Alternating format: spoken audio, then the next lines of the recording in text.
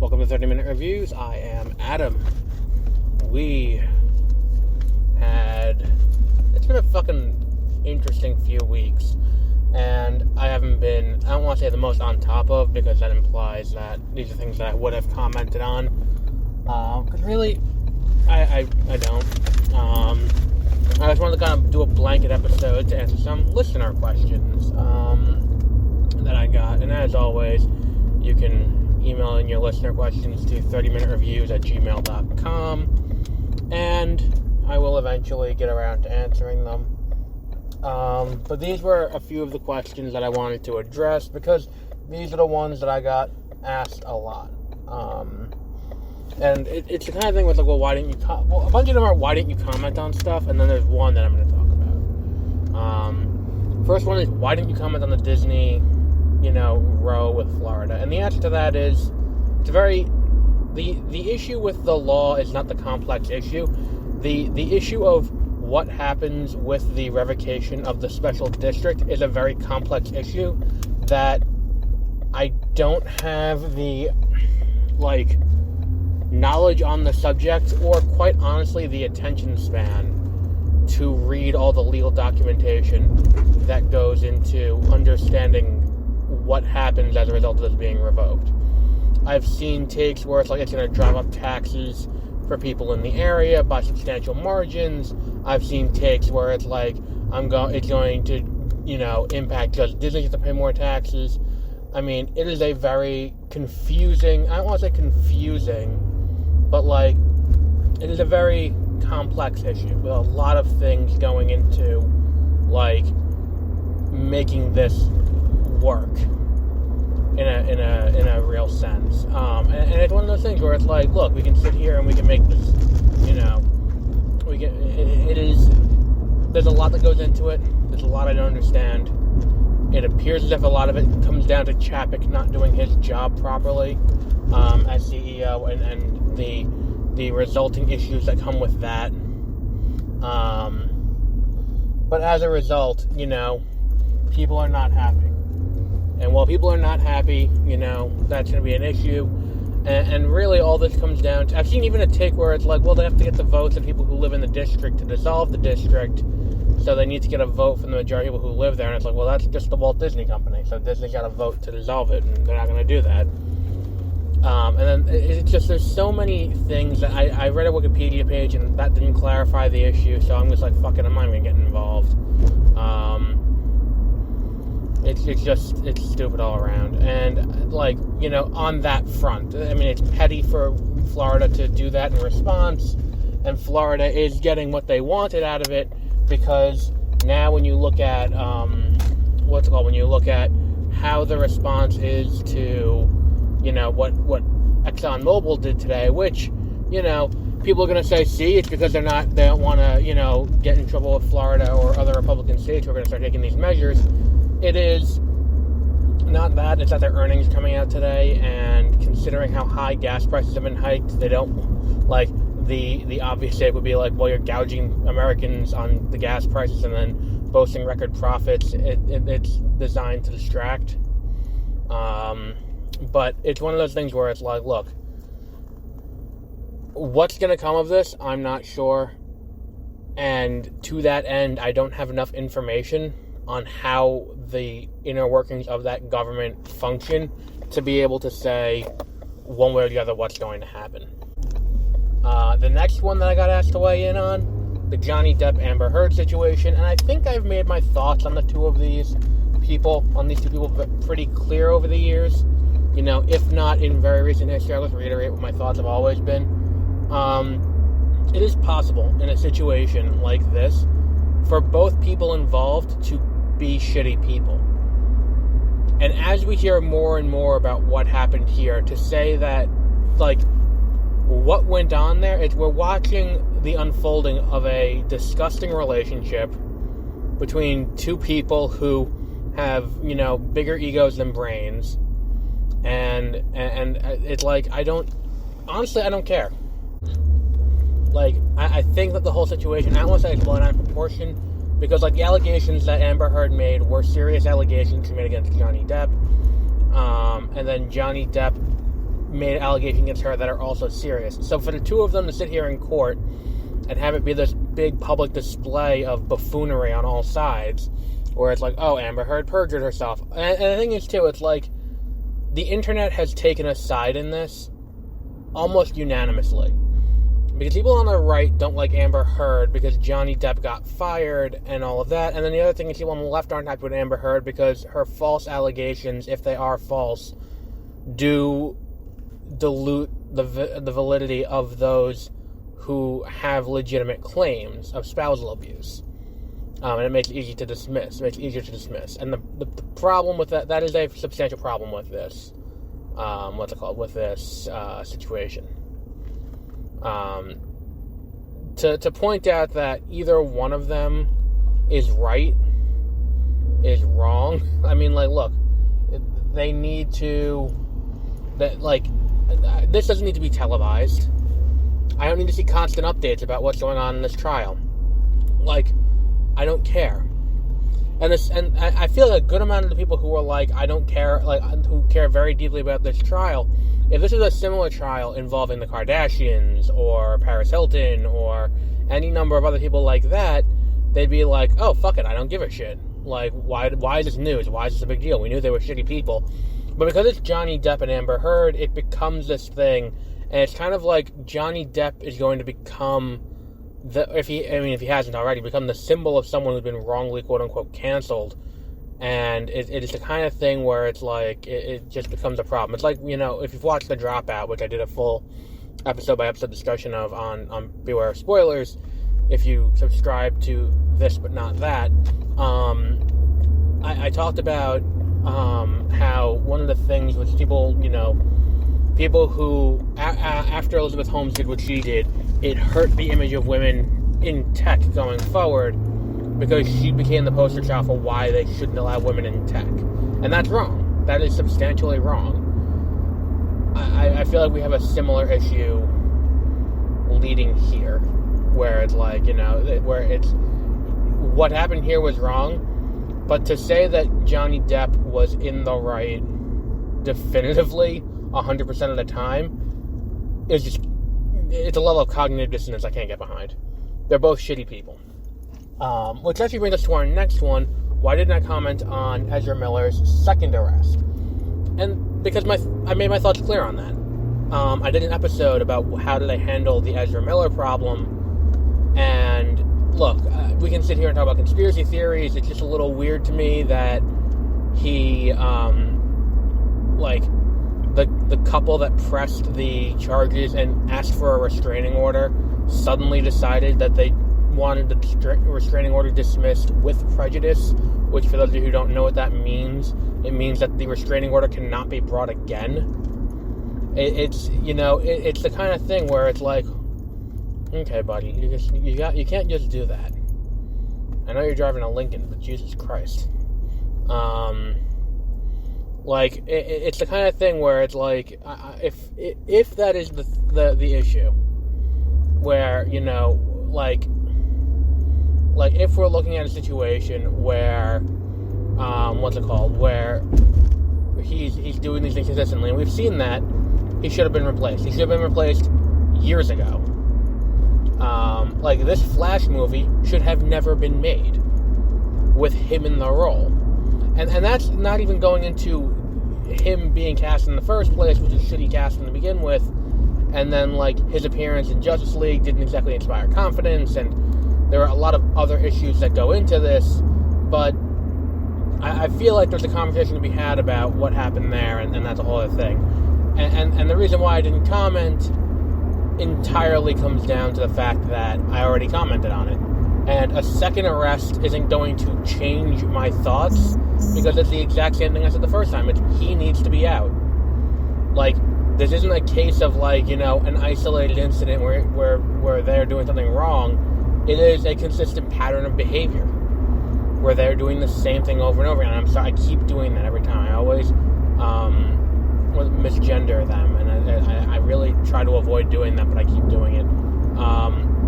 But they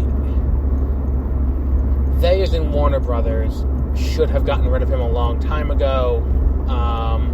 They have not, and now are reaping what they sow.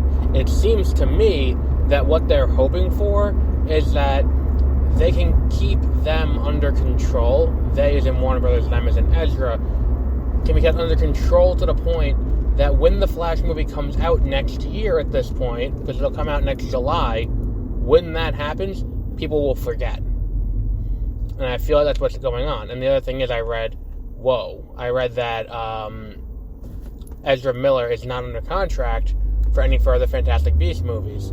Now, I don't think there's going to be another Fantastic Beasts movie after the abysmal box office showing around Secrets of Dumbledore.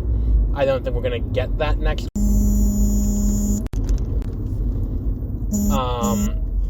But it is very possible that happens. And if that does happen, I don't think he'll be involved.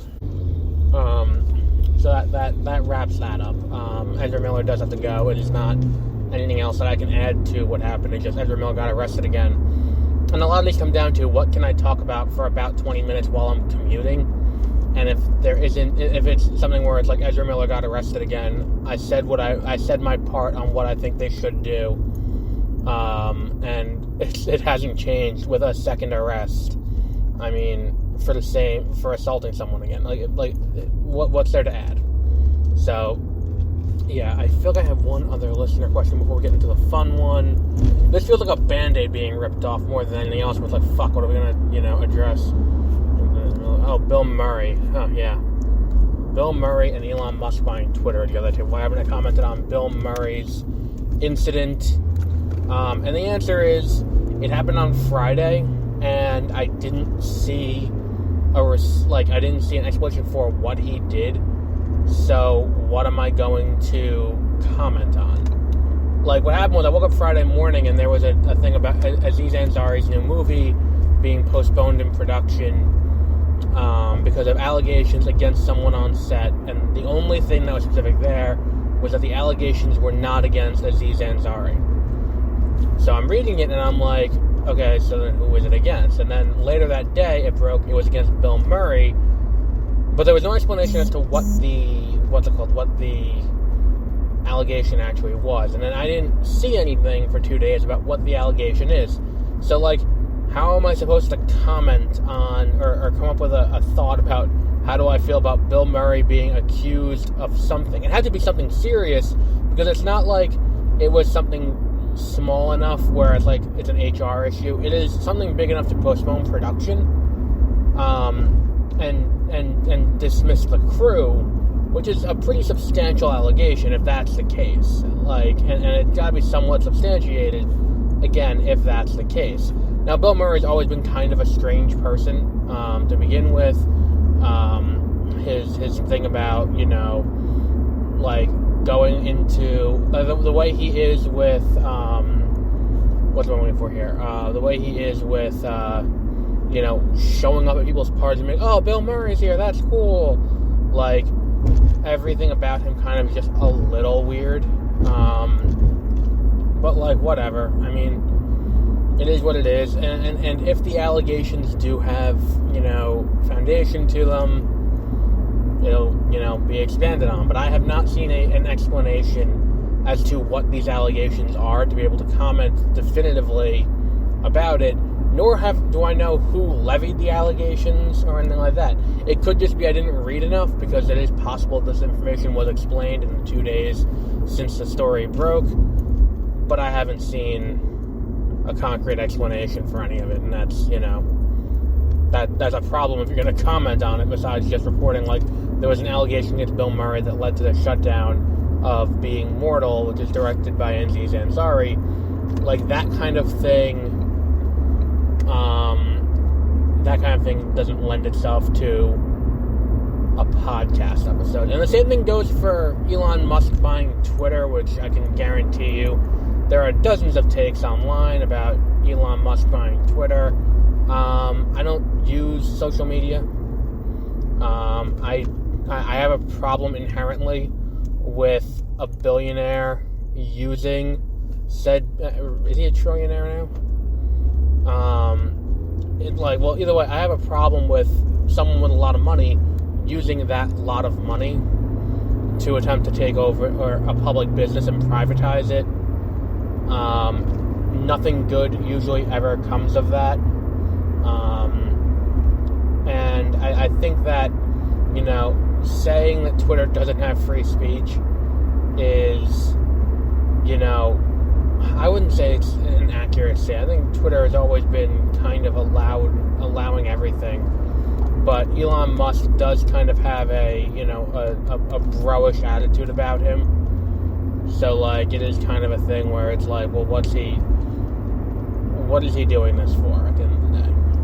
And I feel like it's an interesting kind of idea. I don't know if $44 billion is exactly the investment of a lifetime here. Putting $44 billion into buying Twitter is not, I don't think it's a good use of $44 billion or $54 billion, however the fuck much he's spending on Twitter. Because, the acquisition of Fox was $54 billion, and that was 20th Century, and 20th Century's back catalog. It was a lot more to it than Twitter. So that is, that is the end of the Band-Aid ripoff, dealing with all the uncomfortable things that I did not want to talk about, but I kept getting emails, so here we are. The question that I was going to answer that's a little bit more fun and entertaining is, what old video games do you still play? And this is the topic we can actually talk about.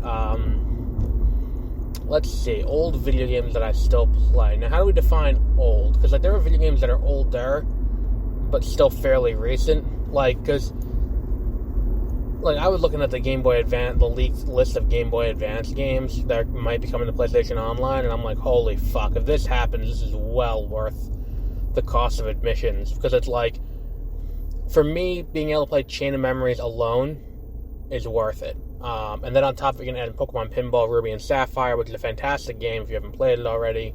I highly recommend you do that. If you haven't played, what's it called? If you that WarioWare Micro Mini Games, another fantastic game that might be coming to the Switch, also really fun. What else is there? There are a few others on that list. I was like, holy fuck, that's going to be awesome.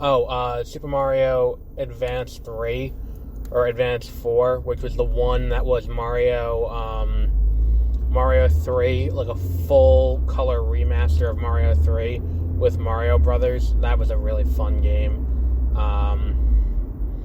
And it's look, I'm okay with having my childhood repackaged to me. If I'm looking at the substantial amount of things that I have that I can play on my, on my Switch, Mystery Dungeon, Red Rescue Team was on the list too, and I was like, oh, fuck yeah, that game is awesome. This has to be just one person putting these up, these fucking signs. We have signs all over the place out here, that have these weird QAnon messages, and it's, painted.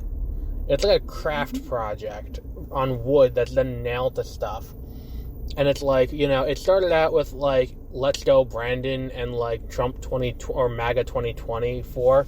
And it's okay, that, and then it has devolved somewhat to there was one I saw yesterday, Biden is a pedo, and then one I just saw was arrest Fauci, and I'm like, for what? For making you wear a mask, Jesus fucking Christ, calm down. And it's looking around, it's just kind of, they're all over the place now. And it's the amount of time that goes into that, it's gotta be some retiree who's bored. Because the amount of time that goes into that is insane. But back to old video games. If you have a Wii and you're looking for an old game to play that's fairly fun, Boom Blocks is a fun, mindless time waster game. It's pretty fun. It's got a pretty fun challenge to it. Very, very entertaining. If you have a PlayStation 3 or a PlayStation or an Xbox 360, Mercenaries 2 is a game that I love. It is available on Origin, I believe, too. But that one's another one that I can just play for hours, especially after you beat the game and it's just one big destruction sandbox. it's a really fun game. What else is... Oh, Dragon Ball Raging Blast 2, I will maintain. This is my favorite of the Dragon Ball Z fighting games. It is, it's a full 3D environment. You beat the fuck out of, the opponent. You can fly around. You can power up. You can do all kinds of leveling up. It is very much worth your time if you have not played that game already. And you can find it at a GameStop or at a local game store. What else is there? You want to go back further? I mean, for GameCube, I'm a big fan of Mario Party 5, Mario Party 6 were my bread and butter for a long time. I've been playing Sonic Adventure 2 on my laptop. It's available on Steam. There's also, Stardew Valley, not necessarily an old game, but it's another game that I've allowed a lot of mindless time into, as one should expect from me. If it's got Pokemon in the title, I will likely recommend it to you. I tried doing a speed run of Emerald, and it did not go as well as I was hoping it would. Where it's like I spent, I got up to the point where the world record holder is, which is like 2 hours and 26 minutes, and I've just beaten Flannery, and I think that has something to do with the fact that I got a really shitty RNG start with what my mudkip is, because its speed is shit. So I just got fucked up over and over again, despite being 6 levels over by Mighty Aina. I also didn't know you could skip Brawly until after you've beaten all the way to the Flannery, which also wasted time because I was like, let me just beat Brawly and move on. Then I got fucked up by Brawly, and then I went back to Slateport, beat... Oh no, Archie is the Aqua Lead, but Archie, I beat him, and then I'm like, alright, let me go back and beat Brawly. So I did that, lost again. Then I beat Watson, and then went back and beat Brawly, and I was like, well, that wasted a lot of time that I really didn't have to. So that, that was a learning experience. But getting through 4 gyms out of 8 in the time of the world record holder on a first attempt, having not picked up the game in 15 years, I don't think it's that bad. Let me see, what other old games have I played recently? I got GOG has Hercules, the Disney Hercules game from 97, and I picked that up. That was pretty fun. FTL is another one that if you want to play a game that is rewardingly difficult, and by that I mean Cuphead, which is a game that's difficult as fuck until you learn the rhythms and you get really good at it, and there's a learning curve to it, and you will eventually get good at the game if you play it enough. FTL is really fun. Where it's, you have to get from one side of the galaxy to the other, and then when you get to the other side, you have to fight this big, enemy battleship, but you have to, get from one side of the galaxy to the other to do that, and it sounds easy until you play the game. You're like, oh, this is fucking hard. That's a fun one. Some older games, though. Let's see. I don't know, a lot of the older games I used to play when I was younger were all licensed, and I feel like if I were to go back and revisit them now, they probably wouldn't hold up as well as they do in my memories. There are a few that I already know don't exactly hold up tremendously, like going back and playing the bowling game that I played a lot when I was a kid. I was like, oh, this is fucking awesome, but I've never played a bowling game since that I was enamored with the way I was enamored with that one. And it was a fun game, and I don't know if it was necessarily a tough, what's it called? I don't know if it's not hard or anything, and it had this cool 45-pin mode, but, looking at it now, I'm like, well, it's bowling, so how much fun could it be? I played, Harry Potter and the Sorcerer's Stone, but I feel like if I played Harry Potter and the Sorcerer's Stone on the PS1 now, it probably wouldn't carry over as well as it used to. And then there were games that I had when I was younger that I just absolutely fucking hated, out of the gate. Like the PS1 dinosaur game I was not thrilled about. I remember playing it and not getting past the first level, really. Similarly, there was Land Before Time, which was not that game. Like, it was weird because it's like I remember it was very similar to Sonic Adventure in that there were 5 different stories, but like after you beat each story, there was no get together and do the next story and like, you know, and finish it. There was no finality to it, and I'm like, oh, this is kind of weird. Like, I didn't have the, you know, the analysis skills as like a 7-year-old to be like, oh well, why, like, this should, like, I knew it should come together and there should be some semblance of ending to it, but it just kind of abruptly ended with each character doing their own story and then not completing anything, and it was just kind of like, oh, okay, well, whatever, I guess, cool. Like, now I would call it getting kicked in the dick for getting it, like, right before you come, getting a hand job, but, like, it's, you know, it just kind of silly to me. What else was there? There was, I can't really think of anything else. I mean, Magical Racing Tour was a fun one, as was Nicktoons Racing. I tried to play Nicktoons Racing again recently, and I think it was my controllers fucked up, because I did not remember it being as hard as it was when I played it. I remember having a much easier time of it when I was a kid, and I don't think that's an indictment of my skills as a player, as much as it is an indictment of the game being a lot harder than it was. So yeah, so I think we'll wrap up there for today. I think I gave a nice little list of games to play.